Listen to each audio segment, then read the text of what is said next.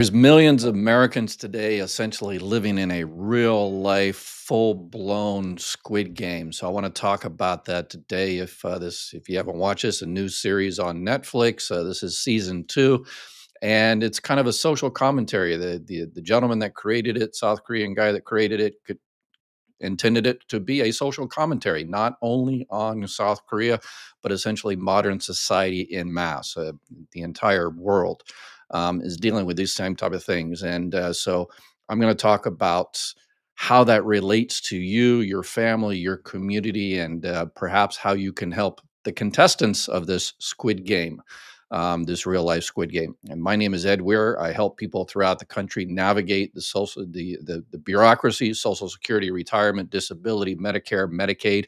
And I'm also kind of a student of popular culture. Popular culture often reflects real society, and that's gone back.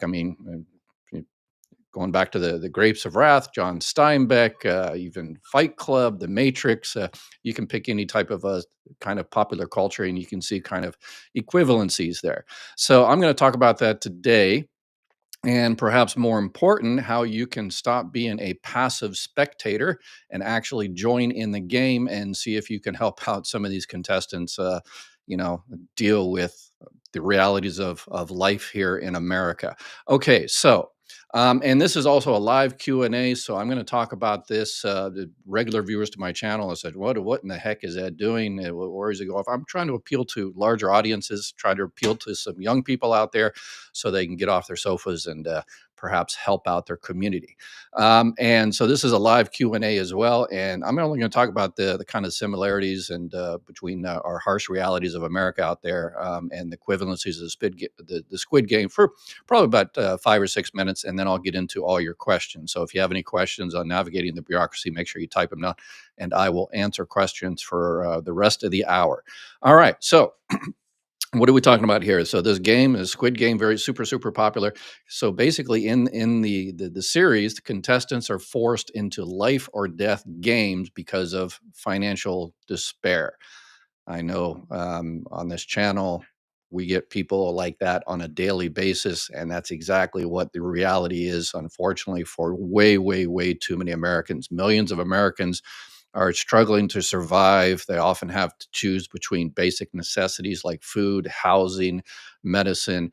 40% of Americans, retirees right now, are just living on Social Security alone. The average check in Social Security is about $1,900.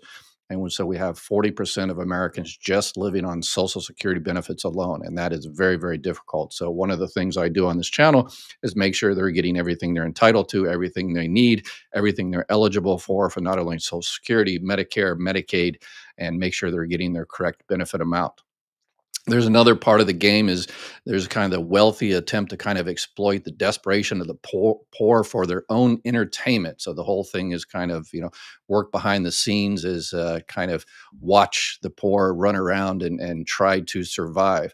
And in reality, in America today, a lot of lower income Americans often feel exploited by the same type of system that it's prioritizes the wealthy.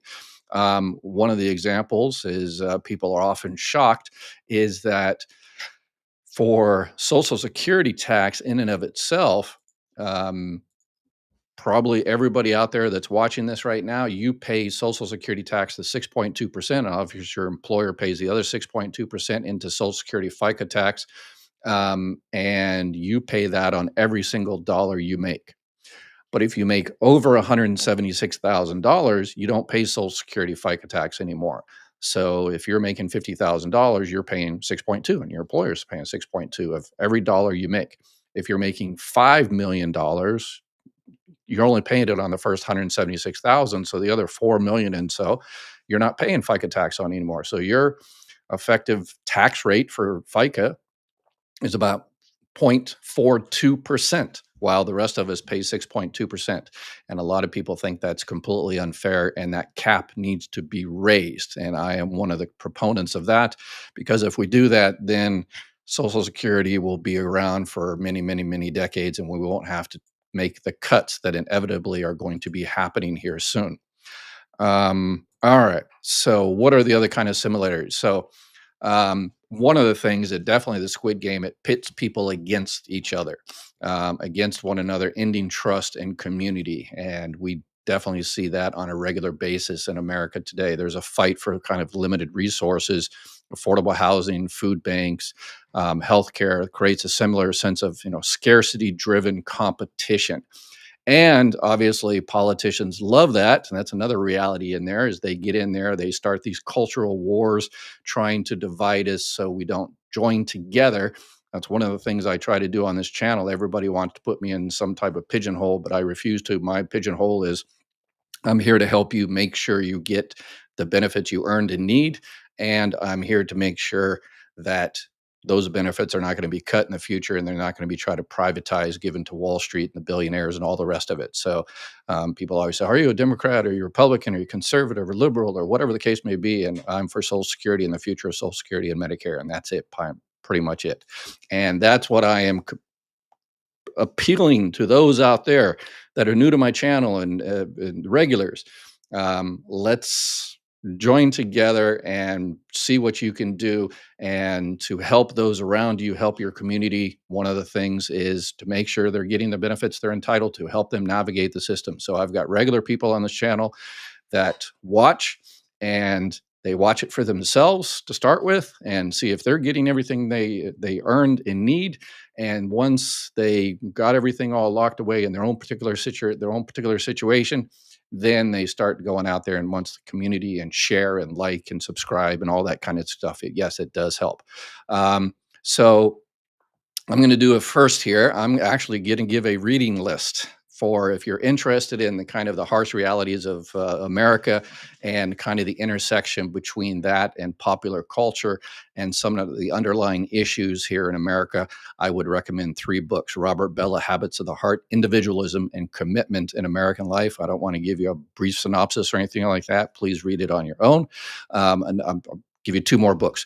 My 3 of my favorites: Christopher Lasch, The Culture of Narcissism, American Life and with Diminishing Expectations. You're like, diminishing expectations? No, America doesn't have diminishing expectations. No, we do. It's like, as long as we get what we want ourselves, then we're good. We have no expectations to help out the community and stuff like that. So definitely check out that one. And actually, Christopher Lasch was a favorite of our recently departed Jimmy Carter. Christopher Lasch was met Jimmy Carter many, many, many times, and Jimmy Carter kind of relied on him for advice sometimes. So yeah, very poignant author. Another one is speaks right into the Squid Game, I guess. Neil Postman, Amusing Ourselves to Death, Public Discourse in the Age of Show Business. This is very poignant nowadays. It seems like everything has turned into a show business. We used to have Walter Cronkite being news, and then we'd have show business news. But now show business and news, it's all together. It's all just, wrestling matches and fighting each other on, why are you Republican or Democrat? Are you this, that? We get into our own little echo chambers and we never end. All right. So that is my attempt to kind of unite popular culture with what's going on out there. Let's go ahead and jump in. Looks like we've got quite a few questions already. So make sure you type your questions in there and let's get to as many. I did a little bit longer yesterday on my topic of the day. So I spent probably like 20, 25 minutes on the topic of the day yesterday, an attempt to shut down spouse benefits. So if you didn't watch my video yesterday, I talked about the senator's attempt to end spouse and child benefits and perhaps privatize Social Security, get rid of Social Security. Yeah, he definitely is looking for cuts. He wants to put it on the table. So if you didn't watch that, make sure you watch that. But it took a little bit longer yesterday, so I wasn't able to answer as many questions. So I'll spend more time answering questions today. All right. Sand surfing. A man receives SSDI for 34 years. His wife receives retirement benefits since her full retirement age and dies. Does he receive 71 to 99% of her PIA, or is it 71.99 of her benefit? Okay, so his wife receives RIB since her FRA. So she did not file for benefits early. So he was receiving SSDI. So it's going to be he'll receive her full benefit amount when he reaches his full retirement age. It'll be 100% of her full benefit amount. If he decides, because he's on SSDI, there's no reason for him to get off necessarily SSDI and switch to survivor benefits or anything like that. If he decides to go ahead and get the survivor benefits early, it'll be based on the PIA, the primary insurance amount, not necessarily the benefit. So I've actually got let me see, I've got a chart up here. Let me pop up. So surviving spouse, full retirement age, 100% of the benefit amount. So actually how much the check is. If you're under full retirement age from 60 years old, you get 71 to 99% of the basic amount. And I'm not sure why they say the basic amount, but the basic amount is the primary insurance amount. So calculations for survivor benefits are always complicated because depends on when the number holder, as we call it, the deceased started receiving benefits, whether they received benefits early or whatever the case may be. So, all right, let's see what else we have here. What was the full Social Security employee agent title to ask for when having problems? Title two, yes, Title two claims specialist. So Social Security offices are broken up into units. You've got the CSRs, which are the customer service representatives, the people at the front window, kind of the generalists. And then you've got Title 16, which is Title 16 of the Social Security Act, which is basically SSI, Supplemental Security Income. They're the ones that handle the welfare-based part of Social Security. That does not come from the Social Security Trust Fund, as I talked about yesterday. And then Title II of the Social Security Act, those are the people. I was a Title II claim specialist before I became manager and everything. Those are the people that handle retirement benefits, Social Security, disability insurance, survivor benefits, spouse benefits, Medicare, and all the rest of it. So if the disability widower takes earlier survivor benefits, can he later reapply it as FRA age 67 to get the 100% survivor benefits? If a DIB widow takes survivor benefits early, no. Once you take those survivor benefits, then once you're reduced, taking those survivor benefits, then you're always going to be reduced. So, all right, let's see. Let's get to someone else here. Let's see, Debbie, thank you so much for all your help. You're doing a great service for all of us. Yeah, you're welcome. Would I have to claim my disability benefits before claiming my spousal benefits?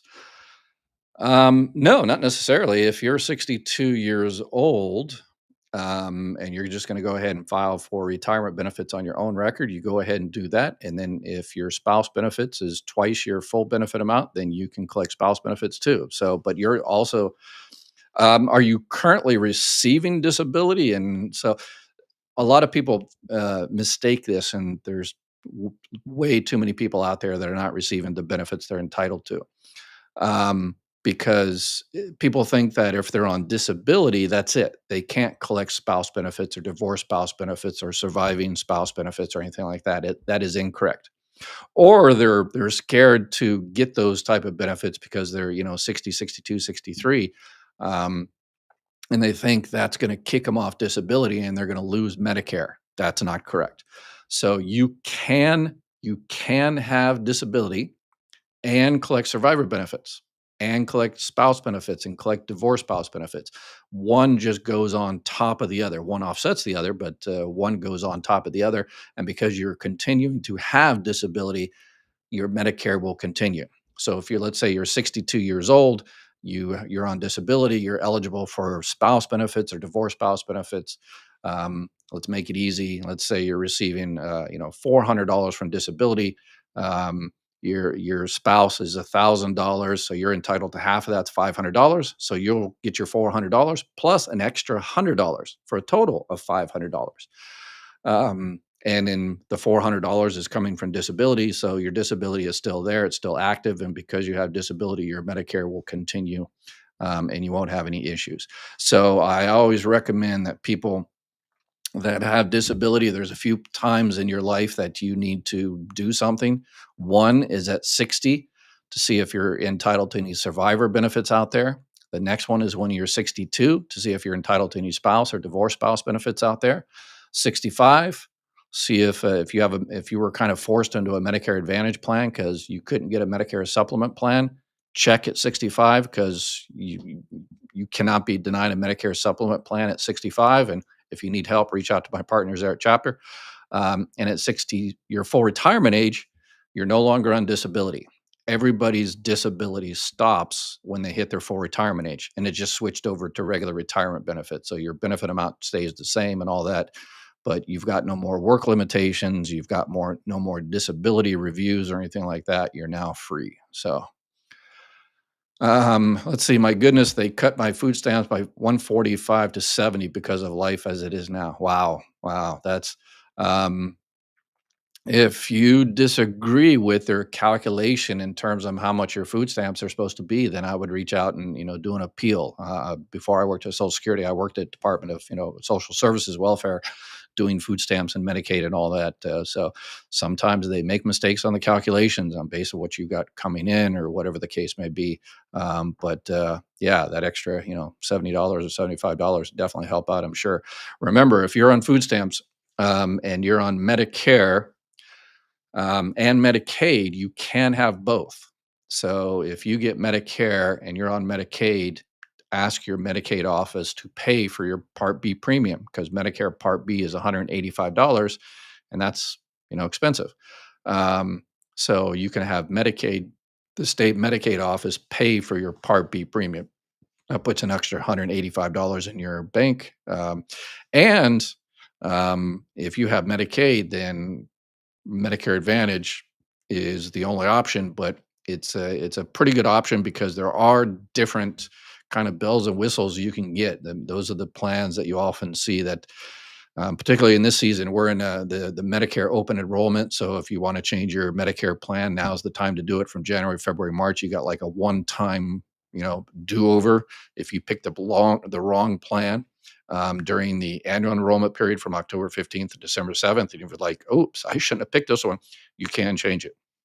So reach out to chapter. Um, but if you have Medicaid and Medicare, you might be eligible for what's called a Medicare Advantage dual eligible plan. And as I said, those are the ones you see it advertised with the grocery cards, $100 a month, $500 a month, free ice cream and unicorns or whatever. Sometimes they're advertised really, really scammy, but they do exist. They do exist, but they're all based on your zip code. So what happens is some of these companies out there, they find the best one in the country and they advertise it to every place in the country. And then you call them up and they say, well, it's not available in your area. And then they do you a hard sell and, try to, get you something that you don't necessarily want. So yeah, definitely have to be, vigilant out there. Samantha, hi, first time viewer. Hey, welcome, Samantha. So watch for yourself. Check out, make sure you're all squared away, as we used to say in the Marine Corps, and then broaden your net. Think about your immediate relatives and other relatives and neighbors, and say, "Oh, I know this little old lady down the street that's having a hard time. Let's see if we can find her more money."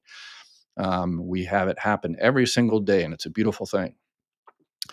Rather than being a passive participant, passive spectator in the Squid Game, let's jump in there and help these contestants win in life, I guess, right? David, my wife started drawing Social Security at 65. She will turn 67 in 3 months before I turn 66.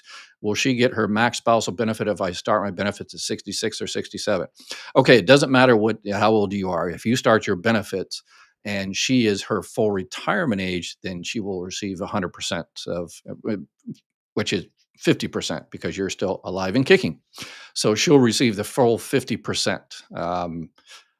So it doesn't, if you're 62 and she is her full retirement age, 67, you start your benefits. She has to be receiving benefits on her own record, obviously, but then she files for spouse benefits. And if she's her full retirement age, then she gets the full 50% of yours. Husband passed Wednesday. Oh my gosh. I'm sorry to hear that. Oh. 67. He was disability before 65. I'm 60 on disability. Are the spousal benefits on his PMI or disability? Married almost 30 years, so confused. Yeah, the whole thing is way, way confusing. Okay. So he was on disability, so that's not considered taking benefits early. It's taking benefits early if he was took retirement at 62 or 63, but he was on disability, so that's not considered early. So you're 60 years old, you're on disability, so if you file for benefits, then it'll be 71.5% of his PIA, is a primary insurance amount. You put down PMI, and that had flashbacks. I used to be a PMI in the Marine Corps, which is a primary marksmanship instructor, basically a rifle coach. I used to teach people how to shoot their, M16 and stuff. So PMI, that's something different, but a little flashback there. PIA, your primary, so his primary insurance amount, you'll receive 71.5% because at 60, it's the max reduction. So every month you wait, it goes up a little bit. But then again, you lose all those checks. So definitely what I would do, Lisa, is, call up Social Security, because number one, you're entitled to that lump sum death benefit. And I'm sorry, it's only $255. I've issued hundreds of thousands of those. It's embarrassing. It's been $255 for decades and decades and decades. But ask them, says, because this is not going to affect your disability at all. So ask them and say, hey, if I go ahead and file for benefits on his record, how much can get starting this month? And then say, okay, well, what if I wait till, January of next year? How much will it increase to? And they'll tell you how much it is for 2026. And then you determine whether, okay, do I want to wait for the increase, or do I want to go ahead and start getting the money now and pocketing it now? And so, but in the very least, you'll get your $255, and then you decide what you want to do. I just got my pension COLA 2.0, which works out to be a little over $25. Yeah. So pension COLA. Yeah. The Social Security COLA for this year is 2.5%. So yeah, it's not very good, right? David, my wife started drawing Social Security at 65. She will get her max. Okay. I already answered that one. Um, Please confirm, after full retirement age, the PIA no longer shows up on annual Social Security statement. Surviving spouse benefits appears to be the current PIA for the number holder. Yes or no? Yeah, they just changed. They just changed the format of those statements within the last few months. They definitely changed the ability to access it. They're trying to make everything more stringent and protect people's personal identity and everything like that. So that's a good thing. And one of the problems, I don't know why they haven't fixed the glitch yet, that if you file for benefits, then all of a sudden you can't see your online account or anything like that. Um, but I'm not, I'm believe the PIA, the primary insurance amount, the amount at the full retirement age should always basically, show up there. Because after your full retirement age, that's one of the ways you can check, I guess, to see if a spouse is entitled. So the PIA, if it's not on there, it should definitely be on there. But remember, if you're delaying filing for retirement benefits after full retirement age, you're getting that 8%, those delayed retirement credits. So it's your PIA plus 8% if you wait 1 year, plus 16% if you wait 2 years. Um, but if you're looking for, spouse benefits or something like that, um, those numbers on your statement are, um, if you're like turning 67, your full retirement age, or 66 and 8 months or something like that, and you pull up your statement now and on my Social Security, then it's relatively accurate. A few dollars probably here or there. But if you're looking at something, 3 years ahead of the game, 4 years or 5 years ahead of the game, then it's less accurate, because what the Social Security system does is it projects forward. So if you're 60 years old and your full retirement age is 67, then what happens is it says, okay, hey, last year when you were 59, you made, $75,000. So we'll kind of figure you're going to make $75,000 going all the way for the next, 7 years or so. So it kind of projects forward. And if you make more or less, then those numbers are off. But the closer you get to the particular age, the better it is, and the more accurate it is. Is there a limit dollar amount of Social Security that a husband and wife can draw monthly? No, no. There's the maximum. What this year is about $4,000 for your full benefit amount, and $5,000. It finally hit the $5,000 mark if you're, getting your delayed retirement credits, full delayed retirement credits. So I guess if a husband and wife both waited till they're 70 and paid all the money they maxed out every single year for 35 years, then they would be receiving $10,000, a little over $10,000 together. So, all right. is the 73% without any extra monies. Not sure what that means, the 73%. What is the best thing we can do to get our elected representatives to fix Social Security sooner during the next 4 years instead of waiting for the next administration? Yes, good question. I should have popped that up there. Is yes, act now. Except in Nebraska, you'll be billed later, right? Is the old saying, Ronco or something. Anyway, um, when you're calling Social Security and you're on hold for 3 hours, pull out your laptop, get on there, get onto your two senators' websites, get onto your House Representative website, and they've got a little link there that says, "I need help with a federal agency." So go in there and says, "Hey, I've been on hold for 3 hours and I'm still waiting. Number one, what are you doing to improve the customer service at the Social Security office in your district, congressperson, senator, whoever?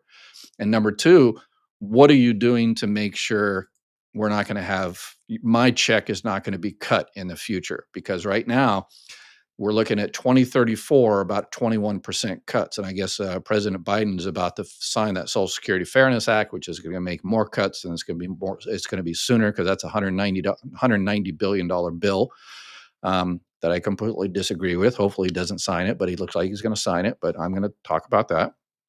A lot of people, yeah, there's 99% of the information out there on the Social Security Fairness Act is incorrect. Politicians know it's incorrect, but anyway. But if the next president gets some of the stuff he's planning, then there's going to be more cuts sooner. So I suggest we pick zero cuts. And how do we do that? Is we contact our representatives, and you know, I that's exactly what I did yesterday. Is anytime anybody even mentions that Social Security cuts or raising the retirement age or their privatization of Social Security, anything like that, any politician, I mean, just breathes it, even accidentally, trial balloon, uh, then I am going to report to y'all and say, hey, this person said this crazy thing, like I did yesterday. And I suggest you reach out to the center in Oklahoma and say, hey, what are you talking about? Do you have any idea? I'm sorry, he has no idea how Social Security works. And so, or he does, and he just pretends. What was it, the old Jamie Foxx, Ray Charles biop, Country Dumb? Yeah, old Columbo or something. I don't know. So, yes, just take a little time every now and then. Oh, same question over and over and over. What is this second enrollment period of January through March for? What can you change in this period? Yeah, you can definitely change your Medicare Advantage plan. Not necessarily, well, you can do your Medicare supplement plan anytime. So if you have a Medicare supplement plan N or G and you want to switch to another N or G, or from an F to a G or something like that, you can do that 365 days of the year as long as you're healthy. And it also depends on what state you live in.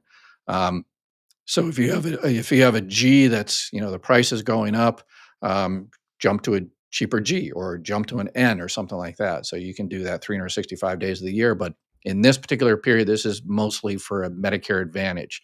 So there's about 1.8 million people that got their Medicare Advantage plans canceled. And I know there's probably tens of thousands, hundreds of thousands possibly that didn't get the message that their plan was canceled, and they're going to be in for a shock. So reach out to your Medicare insurance agents, or reach out to Chapter and they can help you out. They're back in full force. They were off a few days trying to recuperate from this crazy Medicare season, but they're back in full force now. So reach out to them. But it's a one-time thing.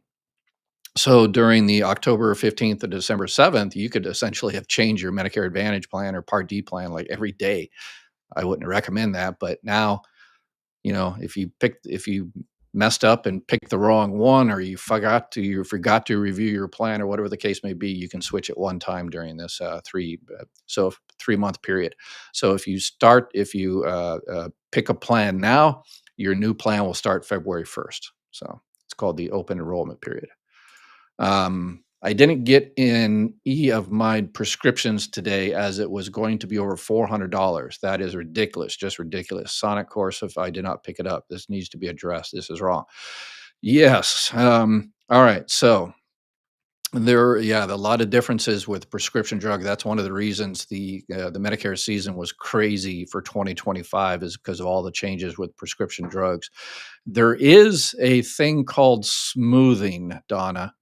That's new this year. So for this year, 2025, the max you can pay out of pocket for prescriptions is $2,000.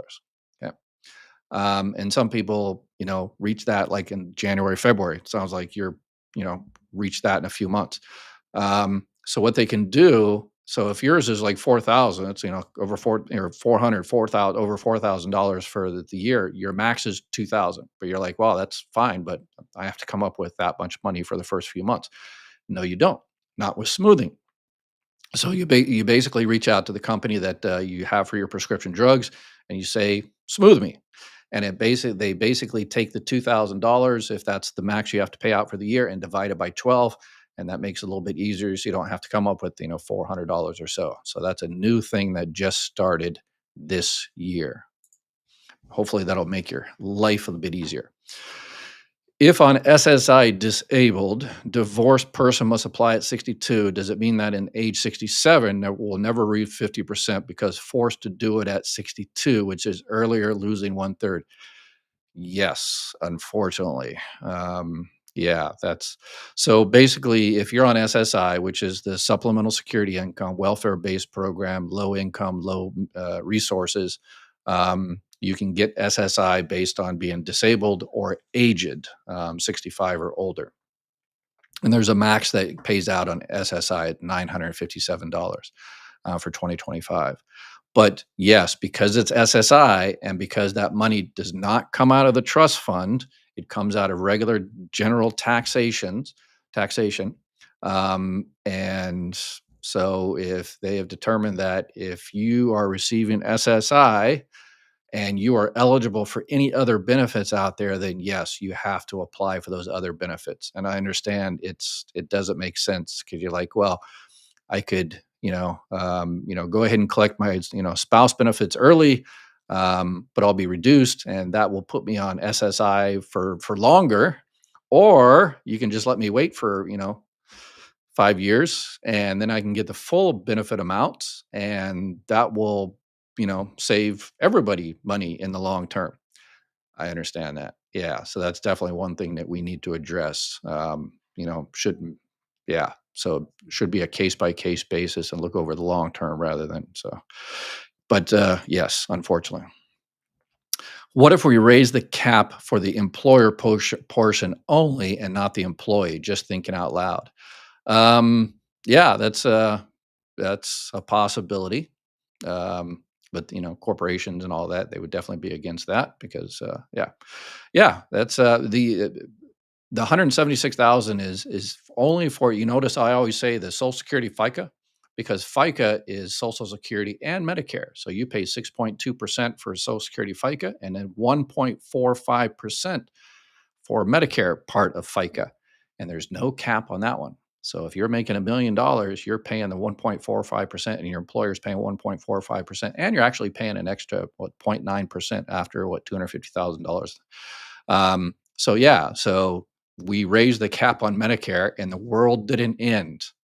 Go figure. And billionaires are still making billions and millionaires are still making millions. And so, yeah, it didn't, you know, so this whole things are crazy. How are these petitions coming along? Yeah, they've got several thousand. Once I get about 10,000 or so, I'm going to send them up. But I think, petitions are great and everything. But I think the most effective thing is reaching out and giving those personal stories. The fact that you had to be on hold for 3 hours, the fact that the Social Security has gone to a reservation only system, the fact that it took you 6 and 8 months, 2 years to get your disability claim adjudicated, all the rest of it, or that you were given incorrect information and you lost benefits because of it. That's the thing that really helps out. So Um, let's see. I would like to know that my mom is eligible to get SSI income who has moved to the US after my father expired, is a resident in California and green card status, now not worked in the US. Yeah, it really depends. SSI is a welfare based program based on disability or aged. So 65 or older, you have to meet 5 year residency kind of in the country. If you're sponsored that person, you basically, when you sponsored the person, you said, okay, I will not, I will take care of this person for at least 5 years. So you're not allowed to basically apply if that's the situation, but it really depends on their kind of immigration status. Thank you for your expertise. I am seeking to return to SSDI due to a chronic crush injury to my foot. When my full retirement age comes around, will I be able to choose between SSDI or SSA payments? No. Nobody in America receives disability after their full retirement age. Everybody is switched to regular retirement benefits. So at your full retirement age, you're just going to get regular retirement benefits if that's what you're doing. But if you're, 60 years old now or something, and you were on Social Security disability insurance for a while, and then for some reason you stopped, then you can reapply. If the reason your SSDI stopped was because of work, within 5 years, you can file what's called an expedited reinstatement, an EXR, but your disability had to stop because of work and it has to be within 5 years. So even though they call it expedited, it ain't expedited. So it's a terrible name, but anyway, it takes just as long as pretty much anything else. I'm collecting Social Security, and my wife started hers record at age 62. Her Social Security is 3 times lower than mine. Can she apply for spousal benefits to increase her Social Security? Absolutely. Absolutely. She's receiving her benefits. You have to file for benefits. You have to start your benefits because you're still married. So you have to start your benefits, and then she can start her benefits once your benefits start. So, Donna, we need to get that cap smashed. I agree 100%. It needs to go away permanently. Everyone should have to pay into FICA regardless of income. Rich just get richer. Yes. And people say, well, if they won't get, equivalent amounts, as I've gone here several times, Social Security pays people based on a percentage of how much they make throughout their life. Low income earners get 90% of what they paid in their average throughout their life. Higher income workers get 35, 30% or so, down to 25%. So there's an entire scale of how much your benefit's going to be. So if you pay $10 million, if your FICA is based on $10 million, then we just add, you get 1%.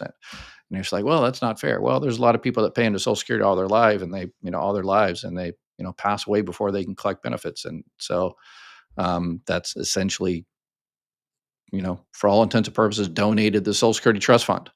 And who's it given to?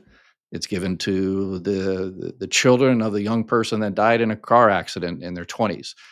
They get benefits until they reach 18, or disabled adult child. And I used to get that all the time. People used to come in and say, "Oh, my husband just passed away, and who's going to get that money?" And I'm like, "Well, let me tell you a story about what people that just came in today. You see some tragic accident on the news or something like that, some young family, fire or sickness or accident or something.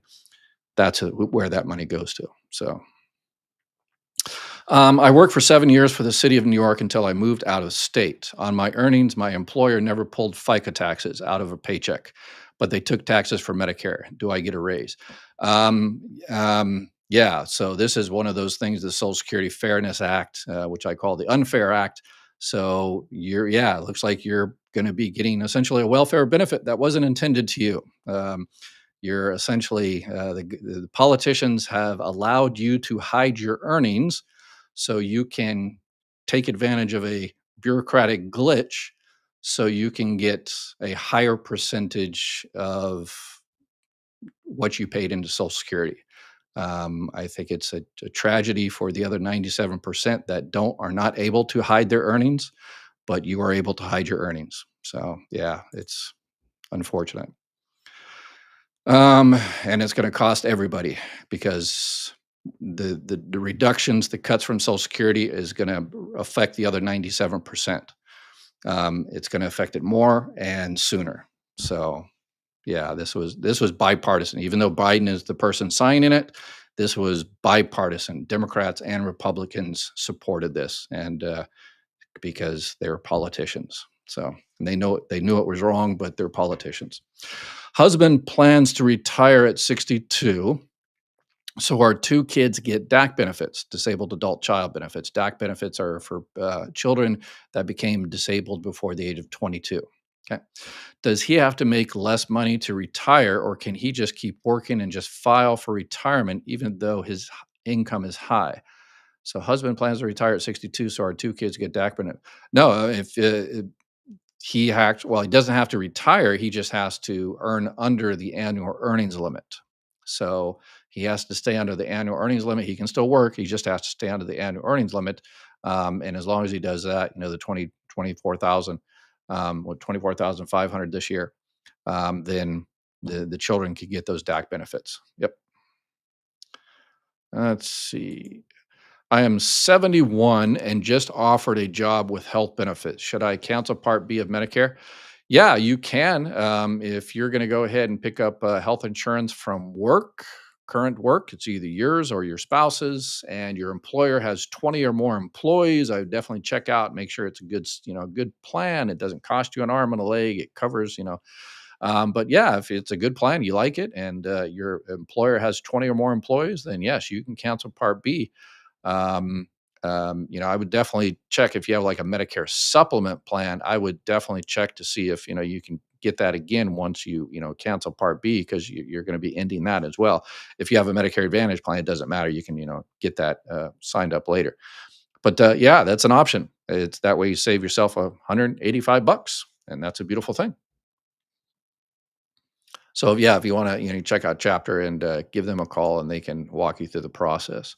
Why can't I draw my Social Security and my deceased spouse's Social Security? You can. When I went to sign up for his, they basically took mine, tried to word it so it was a percentage of both, but it basically eliminated mine. You don't get both checks. Yeah. So that's what you're asking. No, yours offsets what you receive from a surviving spouse. So if your benefit amount is 500 and you're entitled to 1,000, if that person was receiving $1,000, let's say, so you continue to get your 500 plus an extra 500 from that person. So one offsets the other. And that's been like that since basically day one. Let's see. Trump said people will be getting what they have been getting. It's a diplomatic statement for there will be a cut. Means after 10 years, still people will be getting what they have been getting now. Yeah, that was a terrible answer. Well, it's a good answer. Okay, I'm not going to cut right now. I'm not going to raise your retirement age by 1 day. Okay, perfect, awesome, great, great. But what are you going to do to stop the inevitable cuts that are going to happen here in a few years? It's not going to help happen during his 4 years. It's going to happen during the next presidential term. That's when those cuts are going to happen. And the action needs to be done now. We have to fix it now, because here is our last opportunity over the next couple of years to fix it. So if we don't fix it, then those cuts are going to happen automatically. So great that you're not going to cut right now. Perfect. It's great that you're not going to, raise the retirement age. But there's also talk about, you never said anything about not privatizing. I'm going to save Social Security by giving it to the billionaires on Wall Street so they can, yeah. So that is an attempt, and that is a long-term attempt. Um, by, yeah, I did a video on this. This is a 40-year strategy to instill fear, and hey, the money is stolen, it's given to this group, it's given to this country, and all these kind of fear things. And then they ignore the realities, they ignore the actual solutions, they delay, wait for a crisis, and we're in crisis mode right now. Then they appoint people in particular positions that want to privatize, like perhaps maybe the new Social Security Commissioner, definitely the OMB guy. And then they propose a attempt to privatize it. And guess what? That's going to happen this month. Senator Bill Cassidy from Louisiana is going to propose a bill to privatize essentially Social Security, to give $1.5 trillion of our Social Security savings to Wall Street. And then the last piece of the puzzle is they need a president to sign it. So This is a 40-year strategy, and it's kindly finally coming to fruition for those who want to privatize Social Security and give it over to Wall Street. I am going to be here for the entire time and fight it every single step of the way. So, Samantha, I'm 43. I have several chronic conditions that prevent me from working outside the home. I'm looking for a part-time job from home that won't put my benefits at risk. Yeah, if you have SSI, Social Security Disability Insurance, those the work requirements, the work limitations on those are different. So I did a couple of videos on that. Make sure you watch these videos. The top one, if you're on SSDI, and all the work limitations, and the bottom one is if you're on SSI. The work limitations there, but you are able to work and earn money while you're collecting SSI or SSDI. But there are limitations. You have to make sure you know about those and keep under them to keep your benefits. Um, my friend wants to know what to expect if he gets a large amount of back pay for retirement. Nothing. So he's on retirement now, I assume, and from Social Security retirement benefits, and then he gets a big back pay of $1 billion. No effect whatsoever.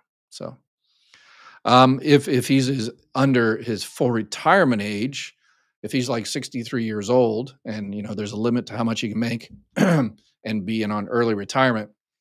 But if it's for a previous time period, or before you started your benefits, it's not based on work when you started your benefits. It's not relevant. But the Social Security computer system often doesn't know that, and sometimes it says, "Hey, you said you're going to stop working in 2025, and then all of a sudden you make $400,000." So you just have to go down to Social Security and say, "Yeah, that was for a previous period. It was based on last year and stuff like that." So that's easy to fix. But yeah, the Social Security computer system doesn't pick that up sometimes. I'm 65 and collect IHSS benefits for taking care of my adult child with special needs. If I begin collecting Social Security now, will the IHSS money affect that amount if SS that I get? From what I understand, everybody I've talked to that receives that program, that's a program in California, in-home services, and I forget what so in-homes, yeah, support and services, I think is the name. So it's the state of California essentially hires you to take care of a person that needs taken care of, disabled or elderly or something like that, and just happens to be your child. Um, but that is a job. That is your job. So that is a job. You could be, you just happen to be taking care of your child, but under that program, you could take care of anybody's child or elderly person. So that is a job, and therefore, yes, it will. If you're making over the annual earnings limit, it will count against you because that's how you file taxes as a job. So when my husband was 58, he passed and was on disability. What impact will that have on my survivor benefits? None. Your benefits. He didn't take his benefits early. That's not considered early because it was disability. The only thing that so you can start your benefits at 60. You'll receive 71.5%. You can start your benefits at full retirement age, and you'll receive 100% of his benefit amount. Um, the only thing that is a kind of small little thing is it's called the Windex PIA. It's basically because he passed away before the age of 62, they'll just update his earnings, what he paid into Social Security based on after. But that's you don't have to worry about that.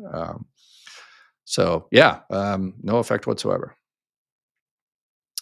I am 57 and my wife passed away and she was 54. We have a 14-year-old son. Am I eligible for a child and care benefit? Also, when I turn 60, can I switch over to my widow's benefits? Yes. Sorry. Wow. Sorry to hear about your loss. Yes, 14-year-old will continue to receive those benefits. And if you are not working or you're working and staying, under the annual earnings limit, the annual earnings limit still applies to you, then yes, you can collect surviving child and care benefits until your son reaches 16 years old, and then it will stop. So yes, but you still have those limitations. And then yes, when you can receive those benefits, let's say if you're under the work requirements and everything, you collect child and care benefits, and then your child turns 16 and your benefits stop. And then yeah, when you hit 60 years old, you can reapply for those surviving spouse benefits, and it your previous time that you receive benefits has no effect on it whatsoever. You just receive it, just like anybody else at 60 years old. Additionally, can I switch over to my own Social Security at 67? Yes. So you can collect survivor benefits at 67 and don't touch yours. And then at 67 or 70 or whatever, don't collect after 70. 70, it stops maxing out. Um, then, yes, you can switch over to your own when your own increases. So, yes. Audrey, my husband and I will both be 65 in November, September, respectively. Is it beneficial for both of us to sign up for Medicare, even if he has insurance from his job and will not retire yet? It really depends. Does his employer have 20 or more employees? If yes, you don't need Medicare. You don't need to sign up for Medicare. You also have to be happy with it. It's a good plan. It's, covers, your, and they're not, sometimes companies make you sign up, but that's not a Social Security issue. Some companies, try to, move costs over the federal government. So they say, hey, you can keep your plan, but you're 65. We want you to sign up for Medicare so we can, bill Medicare for all this stuff. So definitely check out that part. But no, if you have health insurance from current work, if you both have health insurance from his current work, you don't need to do anything. 20 or more employees, happy with it? No, you're done. So if he retires at 70 years old and loses, stops health insurance at that time because he stops work, then a couple of 3 months before, then you go ahead and sign up for, part A, part B, or B if you already signed up for part A. Yep. So, yep, no problem at all. It's mandatory, but there are exceptions. Yep. If you file for disability, Social Security, and it takes them 2 years to approve, do they give you back pay? Yes. If they determine that, oops, we made a mistake and we should have approved you 2 years ago, then yes, you get the 2 years of back pay. And I've issued many of those checks for tens of thousands, 20, 30, 40, 50 thousands of dollars. Yep. I'm 62, and one of the other things about that is when people receive that 2 years of back pay like that, they are kind of shocked that their Medicare starts immediately. And you're like, wait a second, I had to wait till I thought I had to wait, I had to be on disability for 2 years to get Medicare. Well, since they approved you 2 years back, you have been on disability for 2 years. So yeah, some people get their Medicare card before they get their check, and it's strange. So yes, I'm 62 with two children. One is 7 years old, and the younger one is 1 year old. They get benefits if I retire early. Yes, if once you start your benefits, if you have retirement benefits or disability benefits, children under the age of 18, or children that became disabled before the age of 22, they are able to get benefits on your record. So this is one of the things that people ask me all the time. They say, "Hey, when should I retire? Should I wait till 62, or should I, 62 or 65 or 67?" It really depends on a lot of factors: your health, your longevity in your family, taxes. Do you need the money? Are you working? But this is another one that you need to take in consideration. You're like, well, I'd really like to wait till I'm 67, but because you're 62, your benefits are going to be reduced, but you're also going to get two extra checks. So you're like, well, if I get 67, I'll get more money for the rest of my life. But then again, you'll lose 5 years worth of checks, two checks. So definitely check that out. Dr. Ed, I love your program. Thank you. Appreciate it. Can I collect survivor benefits 6 months before my full retirement age without an income earning penalty? Um, n- it it depends. If your full retirement age is like December of this year, then there is a completely different earnings limit. It's not the 24,000 or so. This year, it's what, $62,160. So as long as you stay under that before you start your benefits, then you're good.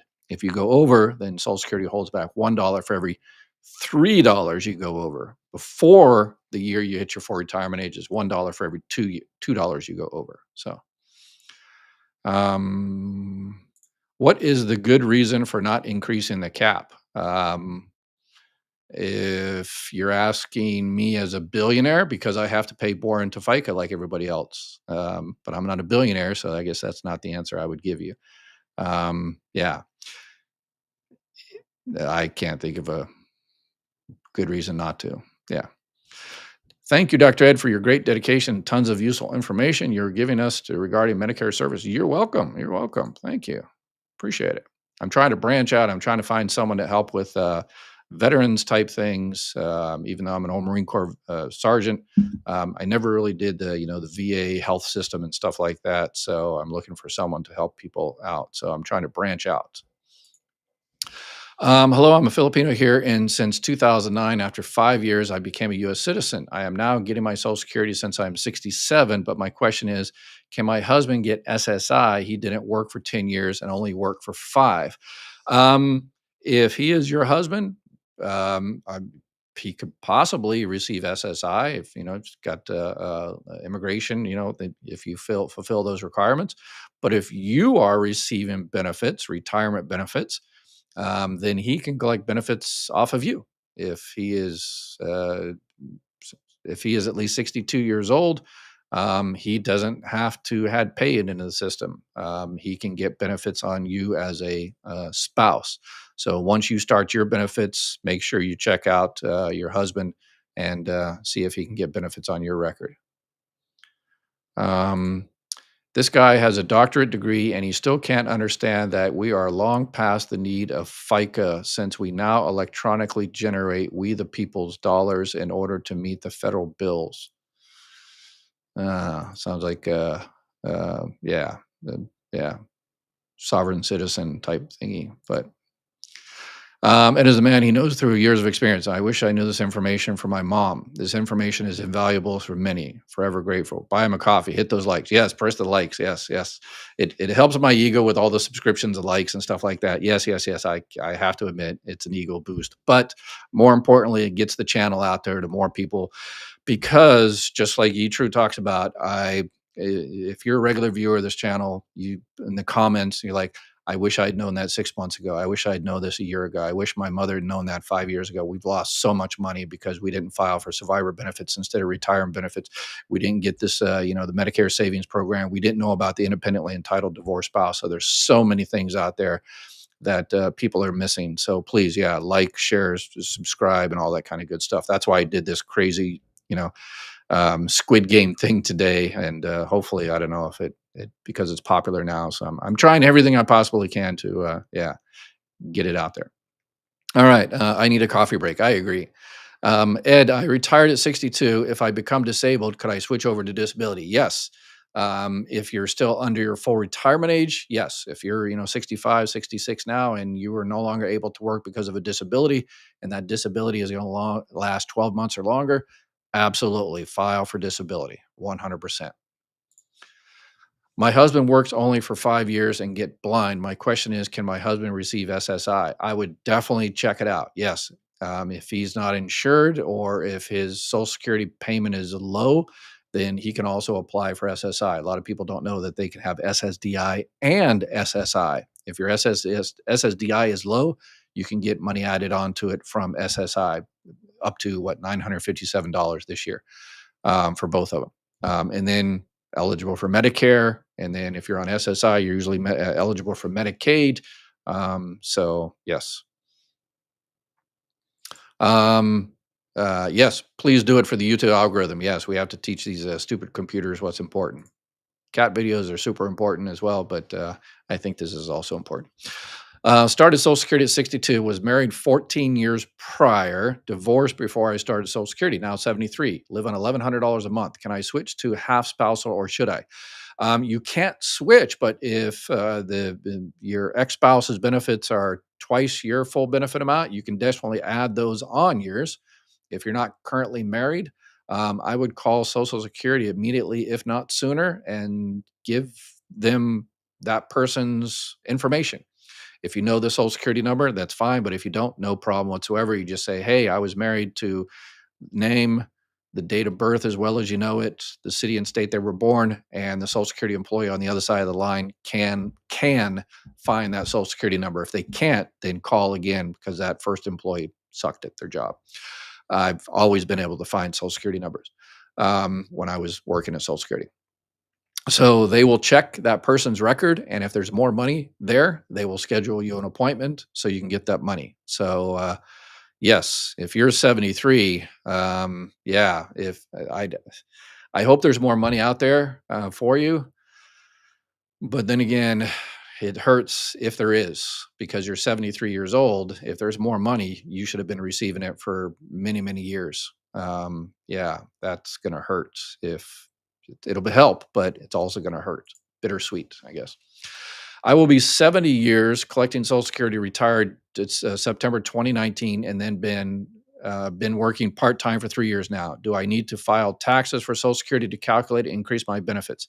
Um, whether you have to file taxes or not, that's between you and the IRS and your state, taxation. But in terms of Social Security, if those years are part of your high 35 years of earnings, then yeah, if you work, even if you're 70 years old, 80 years old, 90 years old, if you continue to work and pay into Social Security, once you do your taxes, you notify your friends at the IRS. The IRS notifies Social Security, and Social Security looks at it and says, "Hey, is this one of your high 35 years? If it is, they kick out the low one, stick in the new one, recalculate your benefits, and your benefits go up. They can never go down based on those recalculations."